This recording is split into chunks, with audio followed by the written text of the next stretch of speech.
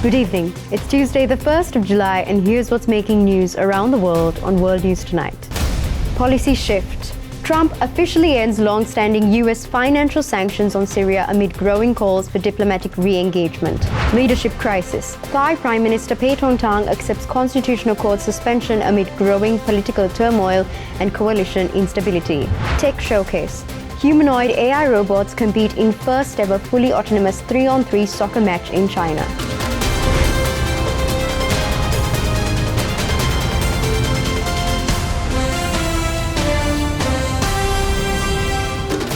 From Colombo, this is World News Tonight. Good evening once again. Thailand's Constitutional Court has suspended Prime Minister Paetongtarn Shinawatra pending investigation over a leaked telephone call with Cambodia's Hun Sen. She accepts the ruling and apologizes, while a coalition partner exits and protests escalate, deepening the nation's political crisis.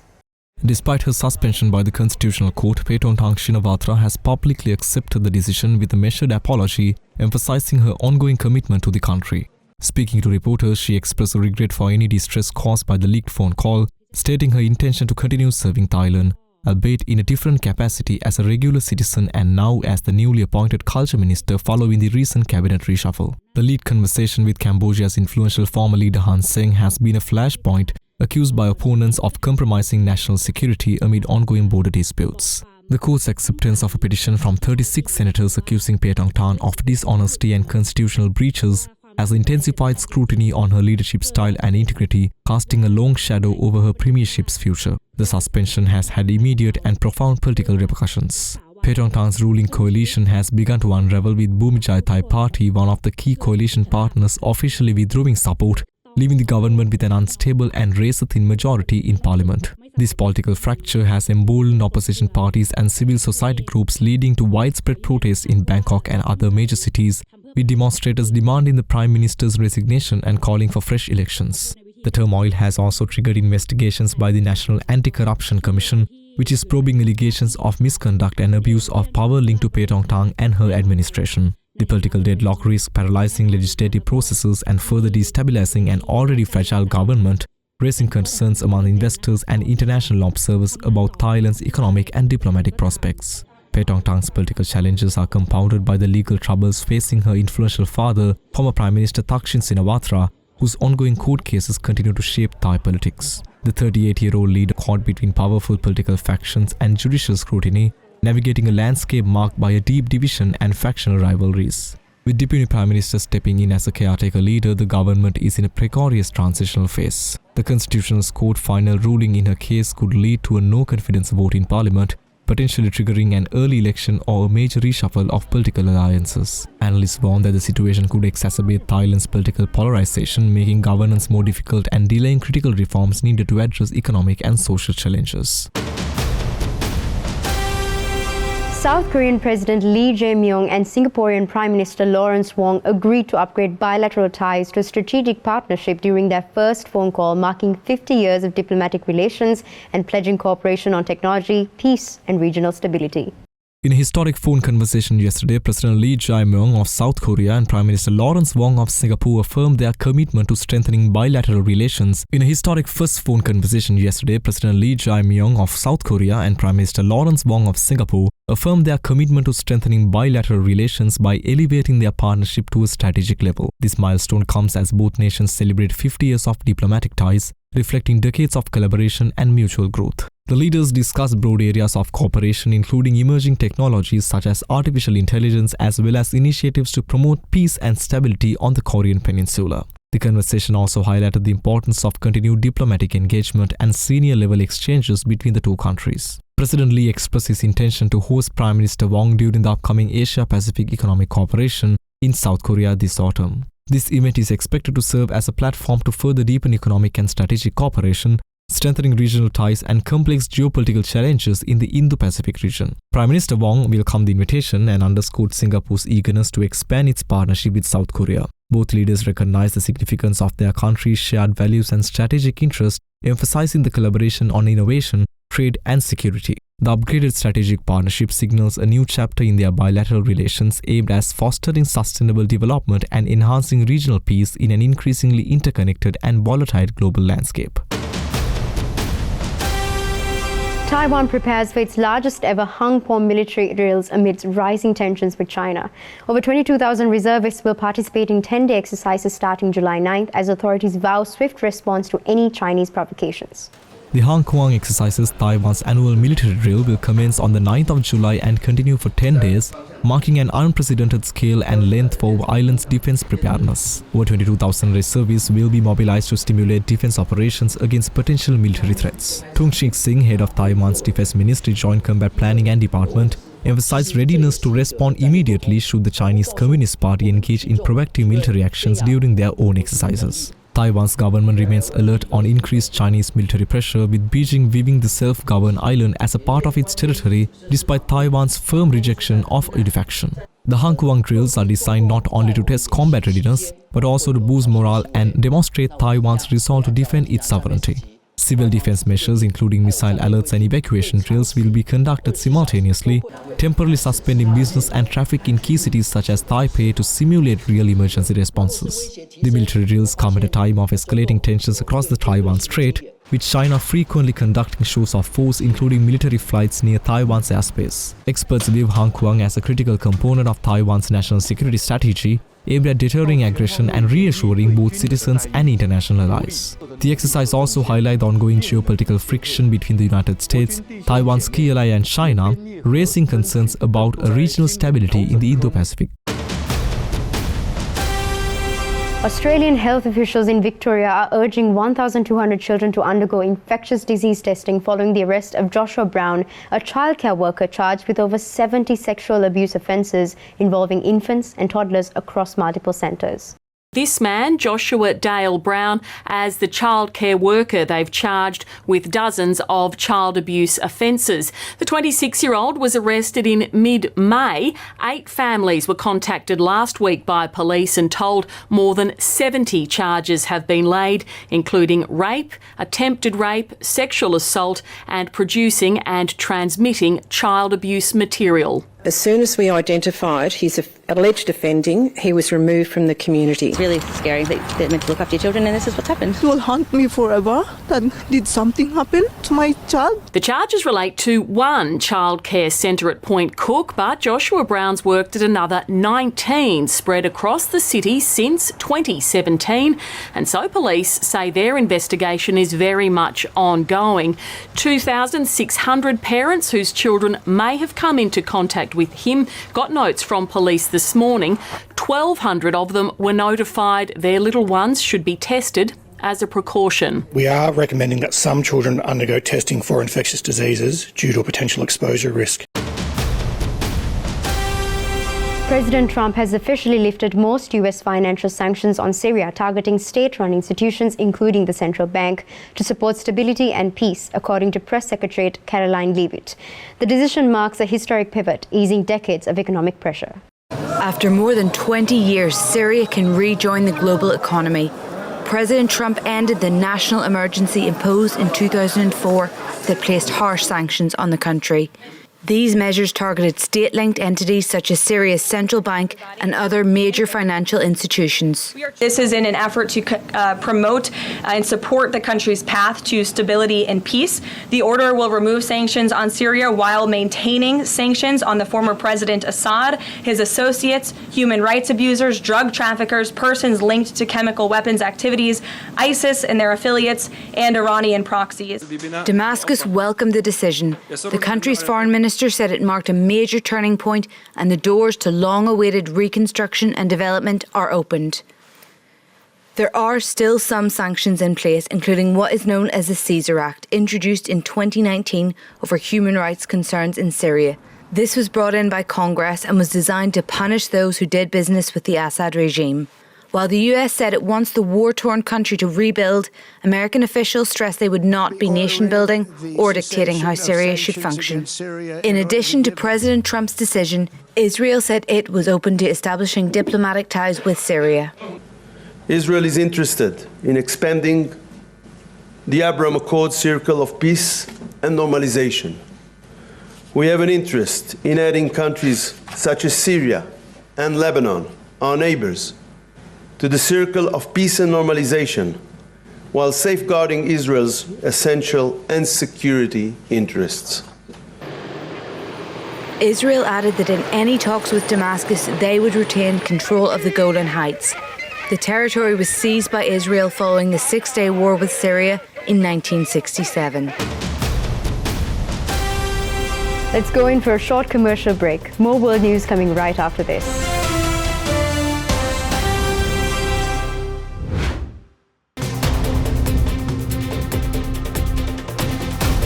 Welcome back. Turkish authorities have detained 3 individuals over a satirical cartoon in Liman. The magazine apologized while Interior Justice ministers launched investigations under blasphemy laws. Turkish authorities on Monday detained 3 people over a satirical drawing allegedly depicting prophets Moses and Muhammad. The cartoon seemed to show them shaking hands in the sky, while missiles flew below in a scene resembling war. The cartoon, published in the weekly magazine Le Monde, was widely seen as a commentary on religious harmony in contrast to conflict on Earth. However, it drew strong condemnation from government officials and religious conservatives. Video from social media showed Islamist groups Monday evening marching to Le Monde's offices in Istanbul, chanting "God is the only deity" in Turkish, as well as other slogans, and eventually kicking its entrance doors. Turkey's interior minister shared a video on X showing police officers detaining cartoonist Dogan Pehlevan. He later posted 2 other videos showing 2 other men being forcibly taken from their homes. Turkey's justice minister said an investigation had been launched and that detention orders had been issued for 6 people in total. In a statement on X, Le Monde apologized to readers who felt offended and said the cartoon had been misunderstood. It said Pehlevan had sought to highlight, quote, the suffering of a Muslim man killed in Israeli attacks, and that there was no intent to insult Islam or its prophet. Turkey's ranking for freedom of expression is consistently low, reflecting significant restrictions on media and public discourse. Reporters Without Borders ranks Turkey 158th out of 180 countries in its 2024 Press Freedom Index. Global leaders arrive in Seville today for the once-a-decade conference on financing for development, launching crucial discussions on aid, tax reform, climate finance, and debt restructuring. The 38-page Seville commitment aims to mobilize trillions for sustainable development. Spain is hosting a big international conference. It's a once-in-a-decade meetup of world leaders where they shape the strategic direction of bodies like the World Bank and International Monetary Fund, influencing where and how they lend to poorer countries. But the thing is, the debt burden facing the world's poorest nations is hitting new heights. It's preventing them from investing in the future, and Spain wants rich creditor nations to do more. Madrid is a big fan of debt for development swaps. That's where a lender, usually a country, agrees to reduce the amount it's owed by another country. The money saved is then put to development projects in the debtor country. So things like sanitation works or building bridges. Spain has done this kind of thing in places like Senegal in West Africa, and it wants countries to agree to a common standard for these kinds of deals and greater funding for them. So will it succeed? US President Donald Trump's America First agenda is redefining international relations, and rich Western nations, led by the US, are cutting aid budgets. But Spain says there's no time like the present. As heatwave temperatures hit Seville ahead of the meeting, protesters took to the streets, calling for debt cancellation, climate justice, and taxing the super rich. Many will be in attendance. French President Emmanuel Macron, South Africa's Cyril Ramaphosa, who's this year's G20 chair, and sustainable finance rock stars such as Barbados Prime Minister Mia Mottley. But the United States is a no-show. It withdrew from attending after opposing some of the suggested reforms on taxation and debt relief. The absence of the US and continued discord over the approach to certain issues, such as debt, could hobble the event's impact. Federal agencies, including the FAA and NTSB, are investigating the crash of a twin-engine Cessna 441 that plummeted into a wooded area near Howland Township, Ohio, minutes after takeoff. All 6 aboard were killed. Thankfully, no one on the ground was harmed. Emergency crews responded to a Howland Township neighborhood after a Cessna 441 twin-engine plane crashed into the woods behind a home, prompting road closures and a major investigation. The crash site sits near the intersection of King Graves and Henhide Roads. We got a fire behind King Graves Road in the woods. There was a big bang. I don't know what it was. That call came in at 6:57 a.m., triggering an immediate response from multiple agencies. We discovered that there was a single plane crash back in the woods behind the caller's address and off of Spring Run Road. The Youngstown Air Reserve Station did assist us in extinguishing that plane that was on fire back in the woods. As emergency crews arrived, nearby residents were left shaken by what they heard and saw. Electric had gone out and it came back on again. There was a big puff of smoke, and I thought it was a house fire because the three firefighters went running toward the house. Authorities confirmed the plane was carrying 6 people, 2 crew members and 4 passengers. Hours later, local leaders addressed the tragedy and confirmed the devastating outcome. We are heartbroken to report that there are no survivors. First responders have retrieved the bodies from the wreckage, and they are currently in the coroner's office. Officials say the plane was headed for Bozeman, Montana, and crashed just 7 minutes after takeoff. This is an extremely tragic situation, but it could have been worse. Yes, there were 3 residential houses in a pretty close proximity to the plane. The FAA and NTSB are leading the investigation to determine what caused the crash. This is still a developing story, and new details could emerge at any time. Denmark's parliament has approved mandatory military conscription for women starting today, fast-tracking plans due to Russian threats and NATO commitments. Women turning 18 after June 30th will join the draft lottery with men with service extended from 4 to 11 months. Denmark's parliament has approved extending its compulsory conscription to women starting July 1st, placing them on equal footing with men in the national draft lottery. Until now, only male citizens were subject to mandatory service, whereas women could join voluntarily. The reform brings forward plans originally set for 2027 due to security concerns amid Russian aggression and NATO defense commitments. Under the new policy, all women turning 18 after June 30th will enter the draft pool of the lottery system alongside men. Denmark plans to increase its annual number of conscripts from 4,700 to 6,500 by 2033. Service duration is also being extended from 4 to 11 months. Time for a short break now. We'll be right back.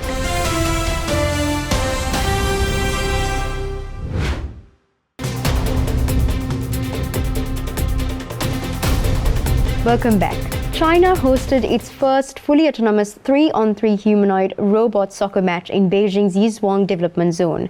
4 AI-driven teams competed without human intervention in 2 10-minute halves, walking, dribbling, and even falling, with Tsinghua University winning 5-3. With fans in the stands, a first for the sports world. China is calling this the first 3-on-3 humanoid robot soccer match. But Messi and Ronaldo don't have much to worry about.